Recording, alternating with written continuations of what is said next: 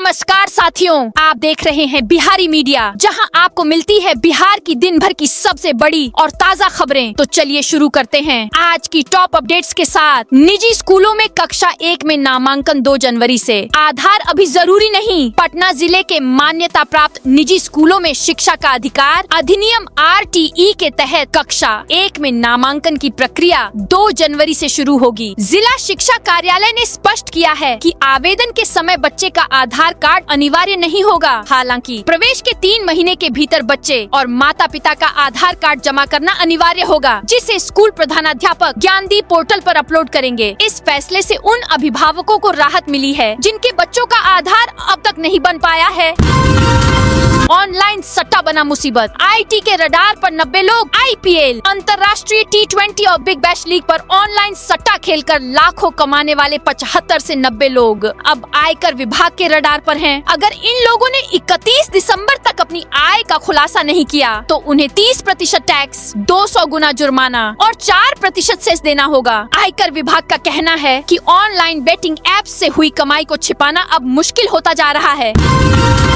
बिहार में हर माह 20,000 mule account, 6,000 हो रहे सीज। साइबर अपराधियों का संगठित नेटवर्क बिहार में हर महीने 20,000 से अधिक म्यूल अकाउंट खुलवा रहा है। I4C की रिपोर्ट के बाद हर महीने करीब 6,000 खाते सीज किए जा रहे हैं। आंकड़ों के मुताबिक रोजाना औसतन 200 खाते फ्रीज हो रहे हैं। फिर भी नया नेटवर्क खड़ा किया जा रहा है।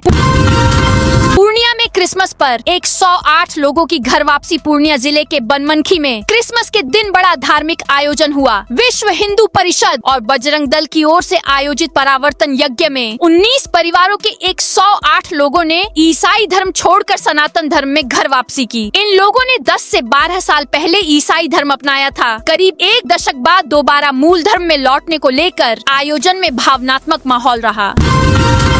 महिला सुरक्षा पर सवाल। 40,700 गाड़ियों में नहीं लगा पैनिक बटन। बिहार में महिला सुरक्षा को लेकर एक चौंकाने वाला खुलासा हुआ है। राज्य की 48,000 नेशनल परमिट और कॉमर्शियल सवारी गाड़ियों में से सिर्फ 1,000 गाड़ियों में ही पैनिक बटन और व्हीकल ट्रैकिंग डिवाइस लगे हैं। बस, टैक्सी, ट्रेवल्स और विंगर जैसी करीब 47,000 गाड़ियाँ अब भी सुरक्षा मानकों पर खरी नहीं उतर रही। केंद्र सरकार ने हर पैसेंजर गाड़ी में पैनिक बटन अनिवार्य किया था, लेकिन परिवहन विभाग की ढिलाई साफ नजर आ रही है। महिला संगठनों ने इस पर नाराजगी जताते हुए इसे सीधे तौर पर यात्रियों की सुरक्षा से खिलवाड़ बताया है। भभुआ SDM का फरमान। E-KYC में लापरवाही नहीं चलेगी। कैमूर जिले के भभुआ अनुमंडल पदाधिकारी अमित कुमार ने सभी राशन डीलरों को सख्त निर्देश दिया है कि E-KYC का कार्य 100% पूरा किया जाए। उन्होंने चेतावनी दी कि किसी भी तरह की लापरवाही पर डीलरों के खिलाफ कड़ी कार्रवाई की जाएगी। आज से रेल यात्रा महंगी। पटना से दिल्ली मुंबई जाना पड़ेगा भारी। आज से रेल यात्रियों की जेब पर अतिरिक्त बोझ पड़ गया है। रेलवे ने प्रति किलोमीटर 2 पैसे के हिसाब से यात्री किराए में बढ़ोतरी कर दी है। नए नियम के अनुसार अगर कोई यात्री 215 किलोमीटर से अधिक दूरी की यात्रा करता है तो उसे बढ़ा हुआ किराया देना होगा। उदाहरण के तौर पर 1000 किलोमीटर की यात्रा पर 20 रुपए अतिरिक्त देने होंगे। हालांकि राहत की बात यह है कि जिन यात्रियों ने 26 दिसंबर से पहले टिकट बुक कर लिया है उनसे कोई अतिरिक्त शुल्क नहीं लिया जाएगा। रेलवे अधिकारियों का कहना है कि यह बढ़ोतरी परिचालन लागत और इंफ्रास्ट्रक्चर सुधार के लिए जरूरी थी। उपेंद्र कुशवाहा की पार्टी में फिर बगावत। विधायक दिल्ली रवाना। बिहार विधानसभा चुनाव 2025 में किसी तरह अपनी पार्टी राष्ट्रीय लोक मोर्चा को बचाने वाले उपेंद्र कुशवाहा अब अपनी ही पार्टी में असहज नजर आ रहे हैं। पार्टी सूत्रों के अनुसार उपेंद्र कुशवाहा और उनके विधायकों के बीच बातचीत पूरी तरह बंद हो चुकी है। कई विधायक पटना छोड़कर दिल्ली चले गए हैं। बताया जा रहा है कि बिना चुनाव लड़े अपने बेटे को मंत्री बनाकर राजनीति में लॉन्च करना पार्टी के भीतर असंतोष की बड़ी वजह बनी है। राजनीतिक विश्लेषक इसे पार्टी के संभावित टूट की शुरुआत मान रहे हैं। बंगाल और असम में चुनाव लड़ेगी चिराग पासवान की पार्टी। लोक जनशक्ति पार्टी रामविलास के अध्यक्ष और केंद्रीय मंत्री चिराग पासवान अब बिहार से बाहर भी राजनीतिक विस्तार की तैयारी में हैं। उन्होंने खगड़िया सांसद राजेश वर्मा को पश्चिम बंगाल और असम विधानसभा चुनाव का प्रभारी नियुक्त किया है। चिराग पासवान का मानना है कि इन राज्यों में उनकी पार्टी के लिए राजनीतिक संभावनाएं मौजूद हैं।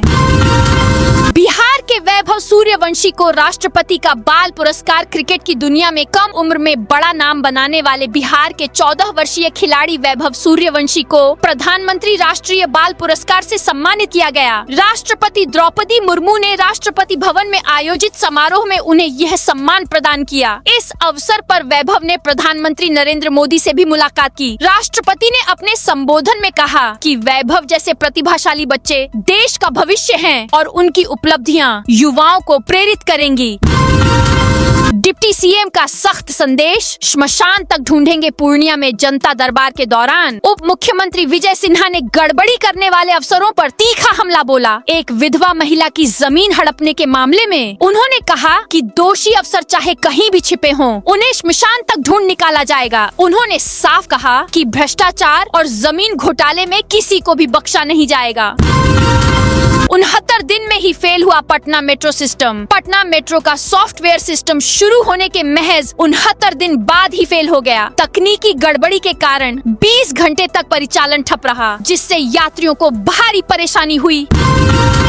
गंगा पथ पर सजेंगी फैब्रिकेटेड दुकानें। जेपी गंगा पथ पर फैब्रिकेटेड दुकानों को व्यवस्थित करने का काम तेजी से चल रहा है। दीघा रोटरी से कुर्जी तक पहले चरण में करीब 250 दुकानों का आवंटन किया जाएगा। इनफ्लिबनेट ट्रेनिंग से सुधरेगा ई लाइब्रेरी सिस्टम। राज्य सरकार विश्वविद्यालयों 250 दुकानों का आवंटन किया जाएगा।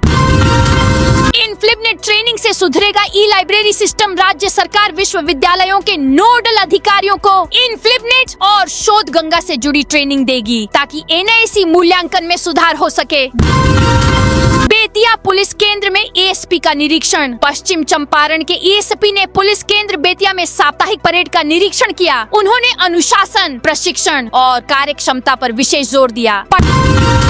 पटना में दाखिल खारिज में बड़ा झटका, 3,66,000 आवेदन रिजेक्ट। बिहार सरकार ने दाखिल खारिज और परिमार्जन प्लस के जरिए जमाबंदी में सुधार और जमीन से जुड़े विवादों को कम करने का दावा किया है। जिला और अंचल स्तर पर अधिकारियों को तय समय सीमा में आवेदनों के निपटारे के निर्देश भी दिए गए हैं। बावजूद इसके बड़ी संख्या में आवेदन या तो लंबित पड़े हैं या फिर कागजातों की कमी बताकर रिजेक्ट किए जा रहे हैं। ताजा आंकड़े बताते हैं कि कुल आवेदनों का लगभग 40% हिस्सा खारिज कर दिया गया है। पटना जू में फिर गूंजेगी टॉय ट्रेन की सीटी। 5 करोड़ 81 लाख नया बजट मंजूर। पटना जू घूमने आने वाले पर्यटकों के लिए एक बड़ी खुशखबरी है। लंबे इंतजार के बाद पटना जू में टॉय ट्रेन सेवा फिर से शुरू होने की दिशा में ठोस कदम उठाया गया है। पर्यावरण, वन एवं जलवायु परिवर्तन विभाग ने टॉय ट्रेन संचालन के लिए जरूरी इंफ्रास्ट्रक्चर विकसित करने को 5 करोड़ 81 लाख 73,738 रुपए की योजना को मंजूरी दे दी है। इस प्रस्ताव को औपचारिक रूप से कैबिनेट की स्वीकृति के लिए भेज दिया गया है। तो दोस्तों, यह थी आज बिहार की दिन भर की सभी बड़ी खबरें। कल फिर मिलेंगे नई अपडेट्स और ताज़ा रिपोर्ट्स के साथ। धन्यवाद।